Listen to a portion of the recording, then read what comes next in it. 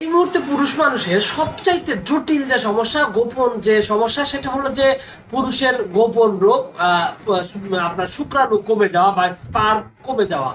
তো পুরুষের স্পার্ম কমে গেলে কি হয় এটা আমরা অনেকেই জানি, তবে আরেকটু বলে দেই, যদি পুরুষের স্পার্ম যদি কমে যায় বীর্যে, সেক্ষেত্রে যেটা হবে যে তার পুরুষত্ব মানে হয়তো অনেক ক্ষেত্রে ঠিক থাকবে, কিন্তু তার বাচ্চা জন্ম দেওয়ার ক্ষমতা থাকবে না, এবং তার বাচ্চা যে জন্ম হওয়ার, পুরুষের যে বাচ্চা জন্ম যে হয় সেটা আর হবে না।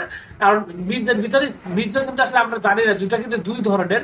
বীর্য সাধারণত আমরা তরল অংশটাকে বুঝি, আর স্পার্ম হলো তার ভিতরের ক্ষুদ্র ক্ষুদ্র অংশ, যেটা পরবর্তীতে সন্তান হিসাবে রূপ নেয়, বাচ্চা হিসাবে জন্ম নেয়, যেটা আপনার মেয়েদের যে ডিম্বাণু আছে সেটার সাথে নিষিক্ত হয়ে বাচ্চা হয়ে যায়।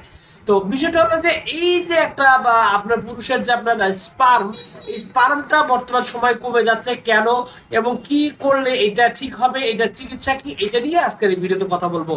প্রথমত বিষয় হলো এটা পুরুষের অনেকগুলো কারণে এটা হতে পারে।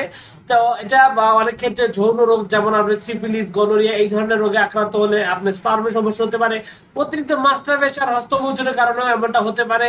হতে পারে নানাবিধ মেহ রোগের কারণে, এবং এটা বিভিন্ন কারণ রয়েছে। এছাড়া আপনারা যারা অতিরিক্ত ইলেকট্রিক ডিভাইস, বিশেষ করে ল্যাপটপ ইউজ করেন, অথবা রেডিয়েশন আছে এরকম একটা জায়গায় যারা দীর্ঘদিন থাকেন, তাদের ক্ষেত্রেই মূলত দেখা যায় যে এই প্রবলেমটি হয়ে থাকে।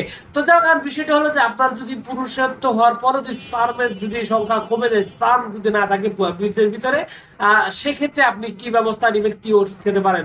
এখানে প্রথমত বিষয় হলো আপনি যদি শারীরিকভাবে দুর্বলতা আছে কিনা, বা ক্ষয় আছে কিনা, বা আপনার কোনো সমস্যা আছে কিনা, এই বিষয়টাকে নির্ধারণ করতে হবে। এবং আপনার যদি সবকিছু ঠিক থাকে, তারপর আপনি চিকিৎসা নিতে গেলে হোমিওপ্যাথিতে এটা বেশ কিছু ওষুধ রয়েছে। তো বেশ কিছু ওষুধের মধ্যে স্পার্ম বৃদ্ধি করার জন্য সবার আগে যে ওষুধের নাম আসে তার নাম হলো অশ্বগন্ধা। হোমিওপ্যাথিতে আসলে পুরুষ বন্ধাত্বের বলতে পারেন যে একটা গুরুত্বপূর্ণ ওষুধ, এবং খুব ভালোভাবে এই ওষুধটা নিয়মিত সেবনের ফলে দেখা যায় যে পুরুষের স্পার্মের সংখ্যা যেটা রয়েছে সেটা কিন্তু বেশি হবে, এবং স্পার্ম কিন্তু খুব ভালোভাবেই কিন্তু এটা কাজ মানে স্বাভাবিক হতে থাকবে। এছাড়াও আপনার আরো একটা বিষয় রয়েছে, সেটা হলো যে আপনার পুরুষের যে আপনার মানে এই স্পার্ম বৃদ্ধি করার জন্য অন্যতম একটা ওষুধ নাম হলো ড্যামিয়ানা। এই ড্যামিয়ানাও কিন্তু স্পার্ম বৃদ্ধি করার জন্য খুব ভালোভাবে কাজ করে, এবং এটা স্পার্ম বৃদ্ধি করার একটা গুরুত্বপূর্ণ ওষুধ। এছাড়াও লাইকোপোডিয়াম নামক একটা হোমিওপ্যাথিক ওষুধ রয়েছে।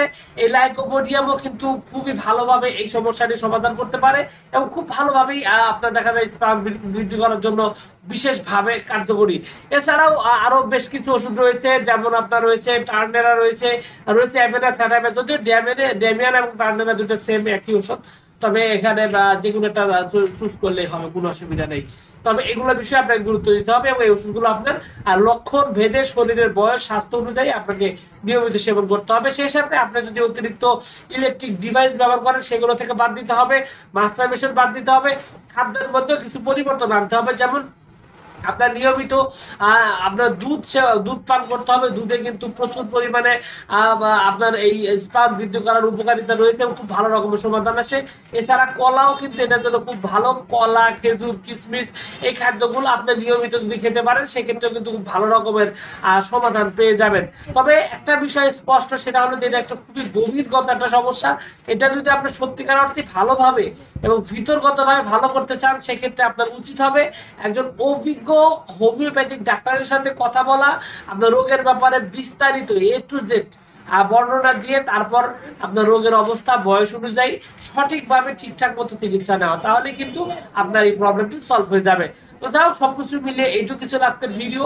আশা করছি পুরো তথ্যগুলো আপনার কাছে অনেক অনেক বেশি ভালো লেগেছে। আর যদি লেগে থাকে অবশ্যই ভিডিওটিতে একটা লাইক দিন, আর চ্যানেলে যদি প্রথমবার এসে থাকেন অবশ্যই চ্যানেলটি সাবস্ক্রাইব করবেন।